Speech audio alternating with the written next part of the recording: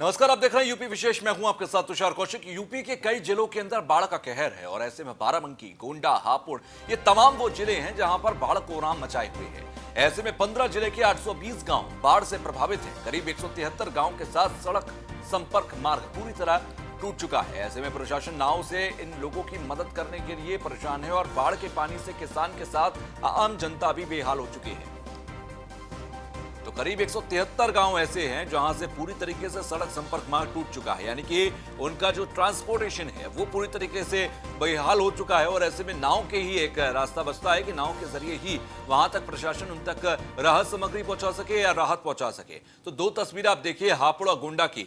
हापुड़ में गढ़गंगा का प्रकोप आप देखिए, गोंडा के अंदर घाघरा नदी के उफान पर है और ऐसे में दोनों जगहों पर अगर आप तस्वीरों में देखेंगे तो बाढ़ का कहर नजर आएगा। 15 जिलों के 820 गांव ऐसे हैं जो कि बाढ़ प्रभावित हो चुके हैं। हमारे साथ एसोसिएट एडिटर ब्रजेश श्रीवास्तव जुड़ गए हैं। ब्रजेश, आप बाढ़ की अगर स्थिति की बात की जाए, लगातार तमाम गांव के अंदर, ग्रामीणों के अंदर एक दहशत है कि अब ये बांध जो बांधे गए, खासतौर से अगर मैं गोंडा के क्षेत्र की बात करूं, लगातार घाघरा उफान पर है और तमाम अनियमितताएं भी हुई हैं। अब मौके पर आप क्योंकि मौजूद हैं, तो स्थिति आपको क्या दिख रही है वहां से?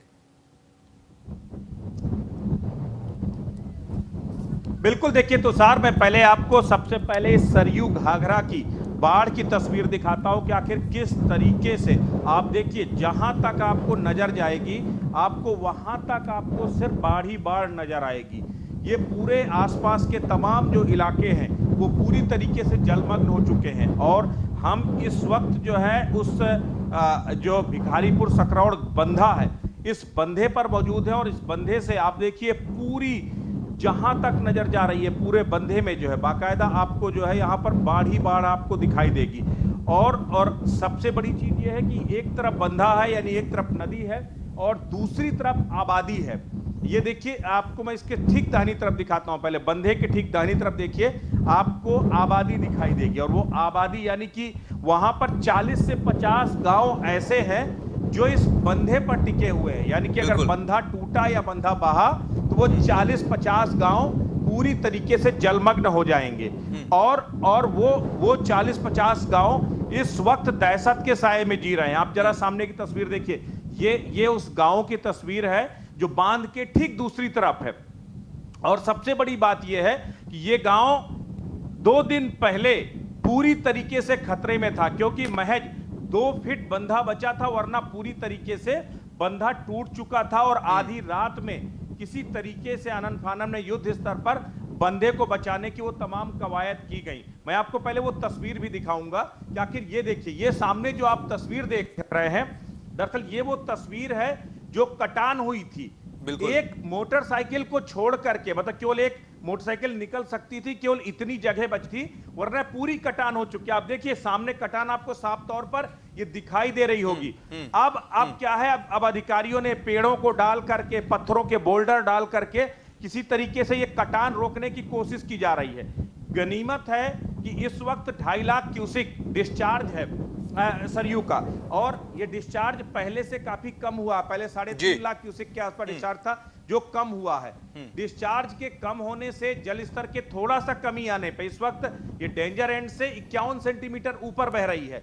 2 दिन पहले तक ये जो है लगभग 1.5 मीटर ऊपर आ रही थी। तो ओवरऑल अगर देखा जाए तो काफी हद तक स्थितियां, कुछ फ्लड का लेवल कुछ कम हुआ है, लेकिन उसके बावजूद अभी भी देखा जाए तो 40 से 50 गांवों के लोगों में अभी भी दहशत व्याप्त है, क्योंकि खतरा कम नहीं हुआ। जिस तरह से कटान हो रही है, एक बार जैसे हवा का रुख बदलेगा वैसे महज कुछ मिनटों के अंदर, आप जरा उसको देखिए, उस पत्थर के बगल में आपको उस मिट्टी का कोना दिखाऊंगा कि कैसे वहां से कटान धीमे धीमे देखिए काट रही है। इसी तरीके से कटान, जैसे पानी का बहाव तेज आता है वो कटान वहां से काटती है और महज कुछ अभी भी ये 7-8 फीट 10 फीट के आसपास बंधे को आगे बढ़ाया गया है, लेकिन ये नाकाफी है। एक तेज बहाव किसी भी वक्त इस बंधे को बहा ले जा सकता है और उसके बाद जैसे वो बंधा बहेगा उसके बाद यहां के जो गांव है पूरी तरह जलमग्न हो। एक चीज इधर आइए, आप लोग एक चीज बताइए, इसी गांव के रहने वाले हो, क्या हालात हैं इस वक्त? अब कुछ खतरा कम हुआ या अभी भी डर है? खतरा 2 महीने तक चला ही नहीं है, यहाँ खतरे से खाली नहीं है, किसी भी वक्त ये कट सकता है, इसके बारे में कहना कुछ कम है। तो 2 दिन पहले क्या हालात हुए थे? सर 2 दिन पहले बंधा कट चुका था। वो तो अधिकारियों से रोकने से नहीं रुका, इसको सरजू भैया ने अपने आप ही काट के छोड़ दिया था। उसके बाद 2 घंटे के बाद में यहाँ कार्य को चलाया गया, बंधा खोद के ही मिट्टी को पाटा गया। बंधा खोद के और हम लोग अपना सर सामान घर किसी का था उसको निकालना शुरू कर दिए थे, मतलब बंधे के लाने के लिए। अच्छा जी सर। तो यहाँ पर अभी अगर ये टूट जाता तो कितने गांव से प्रभावित होते? सर वो तो कहने को एकदम जो कहूँ सारा कम ही है, जितना भी कहे तो। गांव है इधर से जुड़े हुए? सर इसे कम से कम होंगे 40 गांव है सर। 40 गांव? जी सर। हर साल ये बंधा बहता है, हर साल इसी तरीके हालत होती है, तो क्या कभी अधिकारियों से कहा नहीं से पक्का बनवाइए, कम से कम पक्का उपाय कीजिए? सर उनसे कहे जाता है वो तो डांट देते हैं तुरंत, कहेंगे हम अपने सिस्टम पे काम करवाएंगे, जैसा विभाग कहेगा हम वैसा ही काम करवाएंगे ना सर। तो विभाग हर साल करोड़ों रुपए खर्च करता है इसके निर्माण विभाग सर खर्च करता है, खुद ही कमाता है। इसका सिस्टम यही है, मतलब अभी ये कटान लगी हुई है सर, देखिए इतना मलबा रखा हुआ है। अगर इसको रोका चाहे तो इसको अभी आगे 2-3 मीटर आगे बढ़ा लें मलबे से, ये कटान यहाँ होगी नहीं। अगर पानी का रुख बदल जाता है तो क्या ये जो है ये काट देगा? ये सर घंटा भी नहीं लग सकता है, इसको 1 घंटे के अंदर समा जाएगा सर। 1 घंटे के? जी सर। ये तो गनीमत यही है कि हवा के अनुसार यहाँ कटान नहीं हो रही है, जैसे हवा का रुख बदलेगा तुरंत काम शुरू हो जाएगा, गांव वालों के लिए मुश्किलें खड़ी होना शुरू हो जाएगी। बिल्कुल। तो देखिए हवा के रुख में यहाँ के जो 40-50 गांव हैं उनके लोगों की जिंदगी टिकी हुई है। वो दुआ करते हैं कि हवा का रुख उनके गांव की तरफ ना हो, अन्यथा ये पूरी जो सरयू घाघरा है ये कभी भी कटान करके गांव में दाखिल हो सकती है। अच्छा तो कुछ ब्रजेश, इसी जिस तरह बात की का दहशत जिक्र अभी के ग्रामीण जो आपके यहाँ साथ के मौजूद थे सैकड़ों उन्होंने भी गाँव किया लोग कि जिस तरीके से हर साल यहाँ पर बंधा बांधा जाता है और हर साल वो बह जाता है, यहाँ पर पक्का इलाज, आपने भी उनसे बात का जिक्र किया कि पक्का इलाज क्यों नहीं किया जाता? क्या बंधा बांधने में भी एक बड़े भ्रष्टाचार होते हैं जिसकी बदौलत, क्योंकि बंधा बांधने के लिए कहा जाता है कि एक जाल बनाया जाता है और उसके अंदर वो मटेरियल को भरकर लगाया जाता है जिससे कि बहे ना, क्या वो सारी चीजें इंप्लीमेंट उस तरीके से ग्राउंड पर नहीं होती और ये करोड़ों रुपए, ये बंधा नहीं बहता बल्कि करोड़ों रुपए सरकार के बह जाते हैं? बिल्कुल तुषार, देखिए मैं आपको वो भी बताता हूं। देखिए अब जरा सा सामने देखिए, सामने वो आपको इस पर दिखाई दे रहा है, वो इस पर दरअसल पत्थर कटान रोकने के लिए पत्थरों को डाल करके ये कटान रोकने के लिए बाकायदा ये बनाया जाता है। बीच में मिट्टी और चारों तरफ पत्थर है। एक दूसरा जहां पर हम खड़े हुए दूसरा इस पर है और इसके बीच में ये पूरा मिट्टी का बंधा है। सबसे बड़ी बात यह है कि नियमों के मुताबिक जब 2 स्पर के बीच में आपको पत्थर की सिक्योरिटी वॉल बनानी होती है, जो मिट्टी के इस तरफ आपको पत्थरों से आपको पाट करके वो सिक्योरिटी वॉल इसलिए बनानी होती है ताकि पानी का कटान वहां से ना हो सके। लेकिन यहां पर ये सारे जो सिर्फ कागजों में बनते हैं, जो सिक्योरिटी वॉल होती है सिर्फ कागजों में बनती है। हर साल ये मिट्टी, करोड़ों रुपए की मिट्टी बंधों को बनाने के लिए डाली जाती है। हर साल करोड़ों रुपए के बोल्डर, रेत की बोरियां वो लगाई जाती हैं और हर साल बह जाती हैं। तो ये दरअसल अपने आप में एक कमाई का बेहतर साधन भी है। बाढ़ किसी के लिए विभीषिका होगी लेकिन किसी के लिए ये मलाई है, किसी के लिए ये लाभ का सौदा है। इसीलिए आप सोचिए 2 बांध हैं, एक एल्गिन चरसरी और एक ये, दोनों को मिला करके अब 350 करोड़ से ऊपर अब तक खर्च हो चुका और इस 350 करोड़ में दोनों बंधे पक्के किए जा सकते थे, लेकिन पक्का करने की तरफ किसी ने नहीं सोचा, बल्कि हर साल करोड़ों करोड़ रुपया इन बंधों में मेंटेनेंस के नाम पर खर्च किए जाते हैं और बावजूद उसके हर साल ये बंधे बहते हैं, ये गांव पूरी तरीके से तबाह होते हैं और यहाँ के जो ग्रामीण हैं वो इन्हीं बंधों पर 2 महीने तक अपनी जिंदगी गुजारते हैं। तो ये हालात हैं यहाँ पर बाढ़ के। और सबसे बड़ी बात ये है कि अगर ठीक अब चूंकि हम वो तस्वीर फिलहाल आपको नहीं दिखा सकते, ये पूरा इसके इस तरफ के जो गांव वो पूरी तरीके से जलमग्न है गांव, वहां पर पहुंचना मुश्किल है क्योंकि पानी का इतना तेज बहाव है कि वहां पर आप पहुंच नहीं सकते हैं। वहां के गांव तो पूरी तरीके से जलमग्न है, ना वहां पर मदद पहुंच रही है, ना वहां पर कोई जो है प्रशासनिक अमला वहां पर पहुंच रहा है। तो कुल मिलाकर के भगवान भरोसे ही ब्रजेश, कितने गांव भी होंगे और कितने तादाद होगी लोगों की जो अभी तक इस पूरे बाढ़ से प्रभावित हुए? क्योंकि जिस बात का आप जिक्र कर रहे हैं और जो तस्वीरें आप दिखा रहे हैं, आपका कहना है कि ये तमाम गांव हैं जो दूर तक आपको जल दिखाई दे रहा है, दरअसल वो गांव हैं, किसी का घर था, किसी के खेत थे जो कि अब पानी में समा चुके हैं। कितने लोग इससे अब तक त्रस्त हो चुके हैं और कितने गांव डूब चुके हैं? तुषार, सबसे बड़ी बात यह है कि गोंडा के लगभग 35 मजरे हैं जो इस वक्त जलमग्न है। 35 मजरों का संपर्क मुख्य मार्गों से टूट चुका है, यानी कि 35 मजरों में आप जा नहीं सकते हैं, क्योंकि वहां पर पूरी तरीके से जल मग्न हो चुके हैं। वो तमाम गांव और रास्ते पूरी तरह खत्म हो चुके हैं। ठीक इसके पीछे ये जहां आपको ये दिखाई दे रहा, ठीक इसके पीछे आपको जो है वहां पीछे गांव है, गांव में उधर आबादी है। आधे से ज्यादा लोग इधर उधर जाके शरण ले चुके हैं।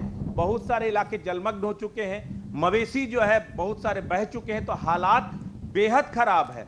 अब थोड़ा सा गनीमत यह है कि जल स्तर में कमी आ रही है, तो गांव से पानी तो थोड़ा थोड़ा लौट रहा है, लेकिन जो वहां की विभीषिका है, जो वहां का दर्द है, वहां की बर्बादी है, उसके निशान अभी भी दिखाई दे रहे हैं। अभी भी उन गांवों में मलबे पसरे हुए हैं, लोग वहां पहुंच नहीं सकते। तो वो तमाम प्रॉब्लम्स हैं जो अभी भी बदस्तूर जारी हैं। ओवरऑल अगर देखा जाए तो सबसे ज्यादा इफेक्टेड अगर इस पूरे एरिया में वो गोंडा है, और गोंडा के 35 मजरे पूरी तरीके से जलमग्न हो चुके हैं।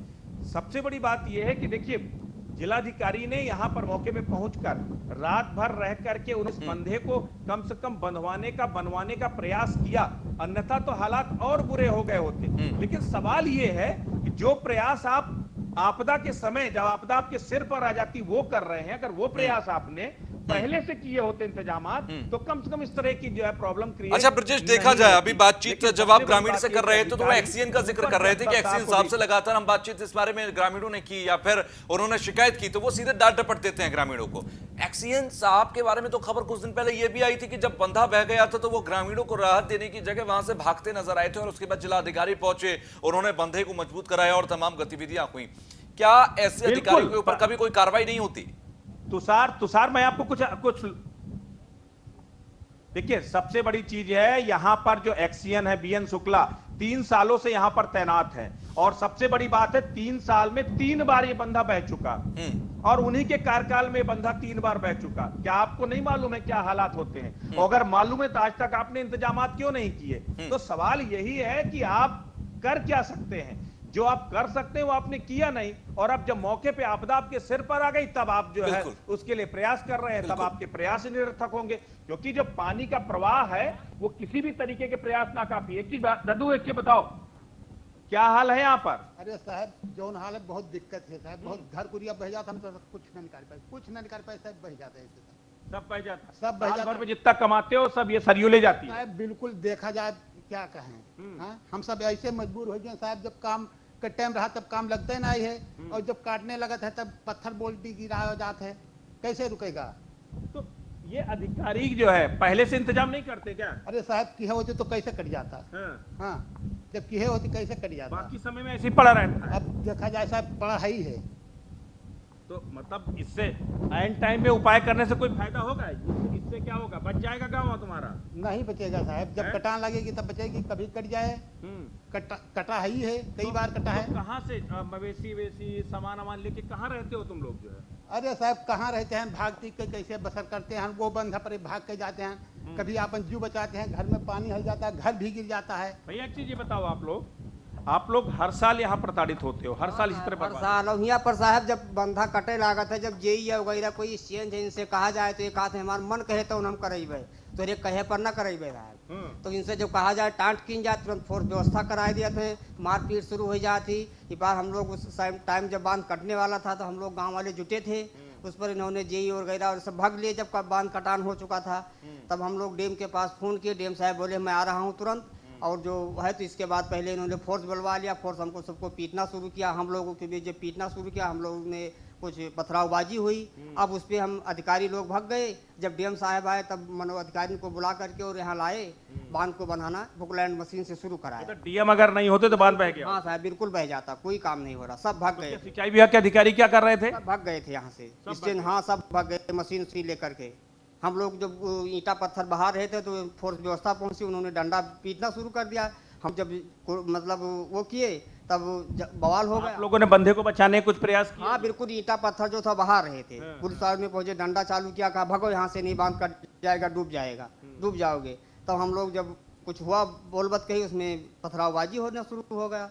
इसके बाद सोचिए तुषार, देखिए आप सुनिए उस पूरी दौरान को कि किस तरीके से हालात होते हैं। अगर सिंचाई विभाग के अधिकारियों को कहा जाता है तो वो कहते हैं कि जो हमारी इच्छा होगी हम वो करेंगे।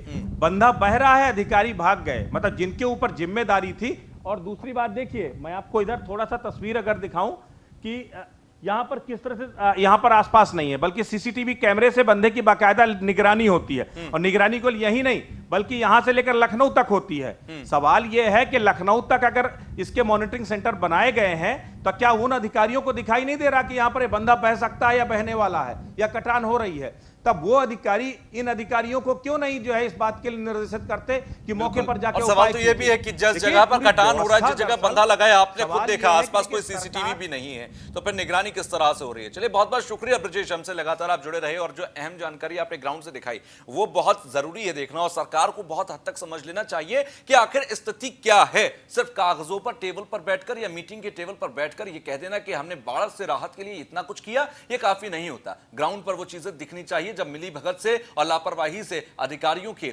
ये बंधे बह जाते हैं तो कई घर, कई गांव, कई खेत और कईयों की खुशियां सब बह जाती हैं। एक छोटा सा ब्रेक ले रहे हैं, ब्रेक के बाद फौरन लौटेंगे।